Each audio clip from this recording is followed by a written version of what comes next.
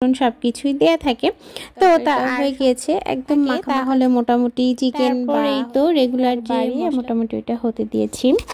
আমার প্রিয় আপু ভাইদেরকে একটা কথা স্মরণ করিয়ে দিই, যারা আপনারা আমার ভিডিওটা এই পর্যন্ত দেখেছেন কিন্তু একটা লাইক দিতে ভুলে গিয়েছেন, আপনারা চাইলেই কিন্তু একটা লাইক দিয়ে দিতে পারেন। আর হ্যাঁ, যদি এরকম ভিডিও, এই ধরনের ভিডিওগুলো আপনাদের ভালো লাগে তাহলে কিন্তু আমার চ্যানেলটার সাথেই থেকে যেতে পারেন খুব বেশি ভালোবেসে। ওদিক থেকে তো নিজের পছন্দ মতো রান্না একটা করে নিতেছি, আর এই তো এদিক থেকে এখন হচ্ছে শুধু নিজের পছন্দের কথা মাথায় রাখলে তো হবে না, ছেলে তারপর হচ্ছে ছেলের বাবা সবার পছন্দের কথাই মাথায় রাখতে হবে। তো এদিক থেকে আমি এখন হচ্ছে 3টা আলু নিয়ে নিয়েছি। তো আলুটা আমি হচ্ছে ছিলে নিচ্ছি, আলু দিয়ে আর কি একটু মাংস রান্না করব, তাহলে না ছেলের বাবার আর কোনো কমপ্লেন থাকবে না। মানে অন্য যে কোনো তরকারি হোক না কেন, তার সাথে যদি একটু চিকেন থাকে তাহলে মোটামুটি চিকেন বা হচ্ছে এই তো মাটন যেটাই রাখি না কেন, তাহলে তাদের আর কোনো অবজেকশন থাকে না, মোটামুটি তারা সেটা দিয়ে খেয়ে উঠতে পারে। তো এই তো এদিক থেকে ছেলের বাবার অবজেকশন না থাকলেও ছেলের কিন্তু অবজেকশন থাকে যে মাম্মা কেন এটা রান্না করনি। ওদিক থেকে চিন্তা করলাম যে আয়াতকেও তো দিতে হবে, আয়াত তো আর ওই যে কচুরলতি দিয়ে তো আর আয়াতকে খাবার দিতে পারবো না। তো এদিক থেকে একটু খাসির মাংস রান্না করব। এই মাংসটা ওই যে আপনাদের ভাইয়া সেদিনকার যে একটা আর কি খাসি না, সরি এটা হচ্ছে ভেড়ার মাংস।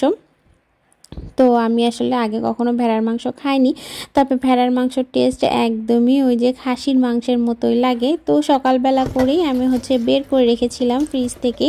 এদিক থেকে এই যে মাংসগুলো ছেড়ে গিয়েছে। আর হ্যাঁ, এটা কিন্তু আপনাদের সাথে শেয়ার করতেছিলাম হচ্ছে শনিবার দিনকার একটা ব্লগ আর কি।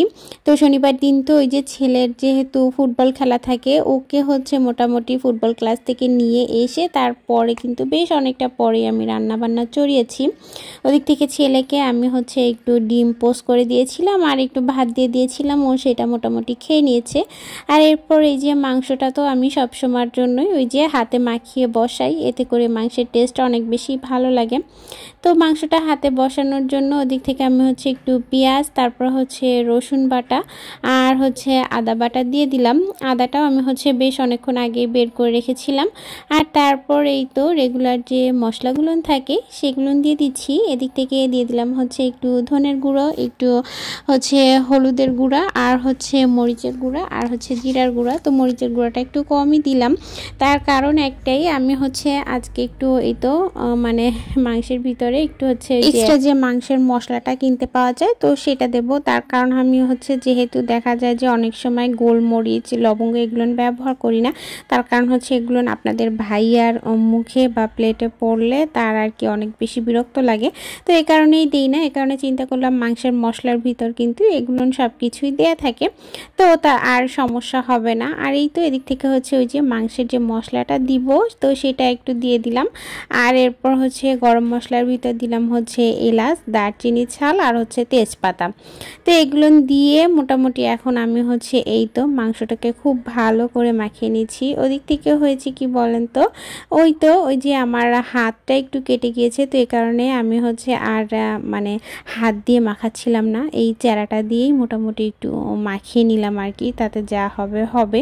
মানে ওই যে পেঁয়াজ কাটতে গিয়ে হাতটা একটু কেটে গিয়েছে আর কি। তো আপনাদের ভাইয়াকে ফোন দিয়েছিলাম, তো তাকে আর কি বললাম যে কখন আসবে। আজকে কিন্তু আমার একদমই রান্না করার কথা ছিল না, তার কারণ আমি ভেবেছিলাম আজকে একটু ওই যে বোনের ওইখানে যাব। তো এদিক থেকে হচ্ছে বোনের ওইখানে যাওয়ার জন্য গতদিন আমি হচ্ছিলাম মানে যাতে আর একটু ভালো করে সিদ্ধ হয়ে যায়। আর এবারের কচুরলতিগুলো বেশ ভালোই ছিল। তো এই সেই যে মাংসের তরকারিটাও হয়ে গিয়েছে, একদম মাখা মাখা ঝোল রেখেছি, খুব বেশি ঝোলও রাখিনি, আবার একদম যে শুকিয়ে ফেলেছি তাও কিন্তু না। এখন হচ্ছে আমি খাওয়া দাওয়া করে নিব। আর আয়াতকে